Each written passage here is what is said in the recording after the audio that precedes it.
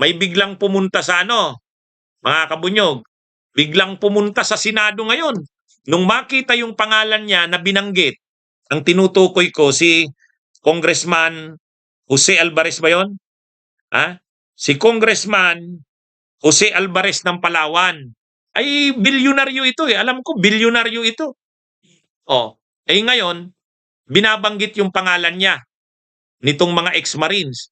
Ay nung nabanggit yung pangalan niya na tumanggap din ng mali-malitang pera na milyon-milyon ang laman, biglang lumusob doon ngayon sa Senado. Ha? Hindi ko pa alam kung anong nangyari pero nakita ko kumakatok doon sa ano. Sabi niya, papasukin niyo ako.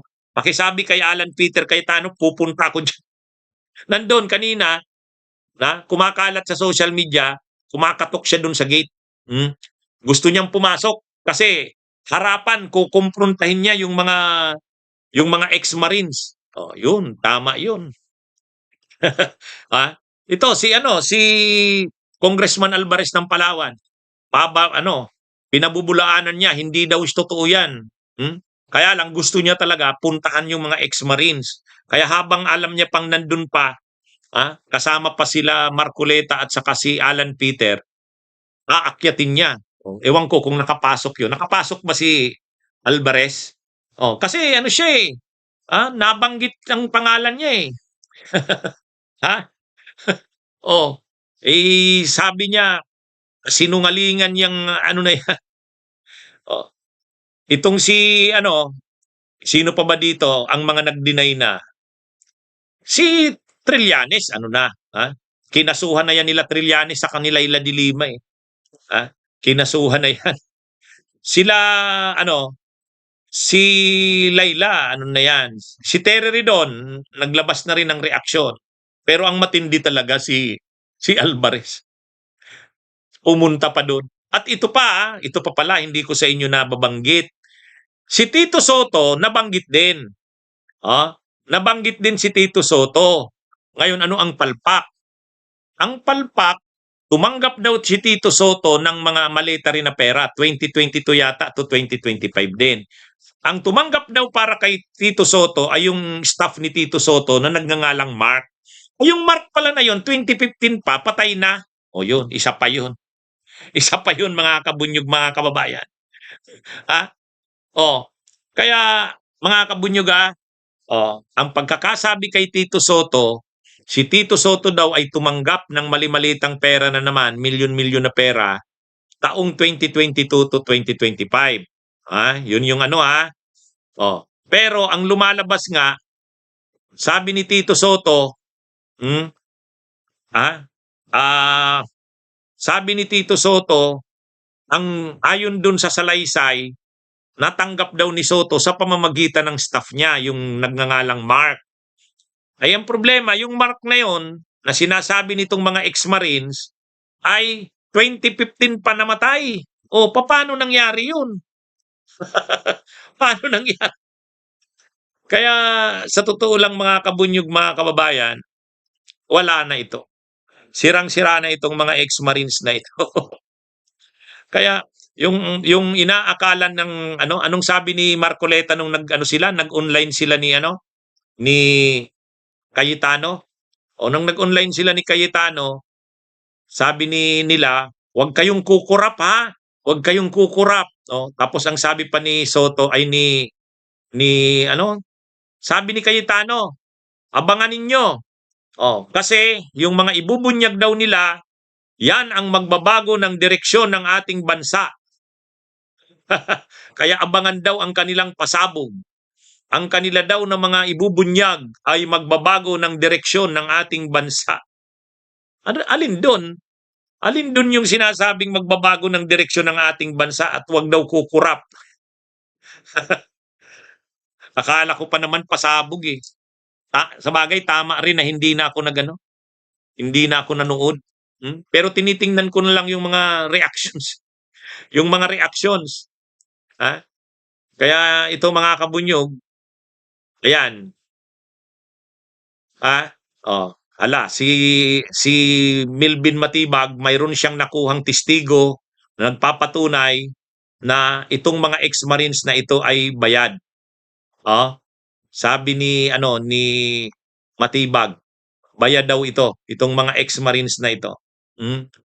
Kaya ano ito? Ngayon si Amy Marcos naghihinanakit. Bakit daw hindi kino-cover ng media? Na yung tuloy-tuloy, chap-chap daw. Paano naman i-cover ng media ito? Kasinungalingan nga eh. Kaya tapos ang malala pa kay Marcoleta, sinabihan niya pa yung media, kayong mga bayaran na media, di lalong nagalit yung media. Lalong nagalit yung media. At sa totoo lang, ang umattend lang naman doon sa hearing ng tinatawag na Blue Ribbon ni Pia ay itong ex-Marines at saka si Baligod. Tapos si Defensor. Yung ibang mga inimbitahan na resource persons, wala naman eh. Yung DPWH, yung DBM, yung Ombudsman, yung DOJ. Bakit hindi a-attend yun? Ay, ang kinikilala ng executive ng Malacanang na official, lehitimo, legal na liderato ng Senado ay yung grupo nila Gatchalian. At ang bagong Blue Ribbon na kinikilala, hindi itong kay Pia, yung kay Erwin Tulfo. Kaya walang a-attend dyan. Ang umattend lang dyan, yung mga DDS. Siyempre, yung ex-Marines, si Baligod, at saka si Defensor. Yun, sila yan. Naglulukuhan sila. Actually, naka-livestream dun lang sa mga page ni Marcoleta, sa page ni Amy, sa page ni Alan, sa page ni Pia. Yun. Dun lang. Wala. Ako nga, hindi ko na nga livestream sa atin. Wala namang saysay. At least dito, ang maganda dito, tama yung ginawa din nila Win Gatchalian. Dito mo mauunawaan na tama sila Win Gatchalian. Kasi maraming nagre-react kanina. Sabi nila, attorney, bakit naman hindi pinigil ng grupo nila Gatchalian yung 18 ex-Marines? Bakit hinayaang makapasok? Sabi ko, mukhang ayaw nila Gatchalian at sa kanila Lacson na magkaroon ng drama, commotion. Hayaan na lang. Sasabihin na naman yan pag hindi mo pinatuloy doon ang patawag ni Pia Cayetano, sasabihin yan pinipigilan dahil maraming pasabog. O di hayaan mo, pabiluin mo. O sige, magsabi na kayo anong mga sasabihin niyo. O pinabuelo naman sila. O, wala namang kumukontra sa kanila doon na senador. O anong nangyari? May pasabog ba? Wala. Watusi, kwitis. Yan yung lalo lang na-expose. Kaya ang nangyari dito, sa halip na sila, parang magalit ang taong bayan, yun ang gusto nilang mangyari. Galitin ang taong bayan, yan sa mga mali-malitang pera daw na yan. Ang totoo, grabe ang korupsyon talagang nangyari. Ang problema, ito, hindi naman kapanipaniwala itong mga to. Kasi sumusunod sila kung anong sinabi nila. Actually, may mga nag-react nga kanina. Mas kabisado pa daw ni Marcoleta yung salaysay ng mga ex-Marines kaysa dun sa ex-Marines. Mas kabisado daw ni Marcoleta eh. Mga kabunyog, mga kababayan. So, mayroon bang pasabog o wala? Anong nangyari ngayon? Na-expose ngayon sa buong sambayan ng Pilipino na yung sinasabi ni Marcoletang huwag kayong kukurap at saka yung sinasabi nila ito yung magbabago ng direksyon ng ating bansa kasi maraming pasabog na lalabas. Wala. Tapos nag-press con pa si Marcoleta at saka si Cayetano after nung wala naman eh.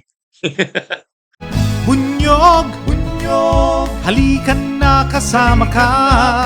Bunyog, kapag buklod ay may pag-asa.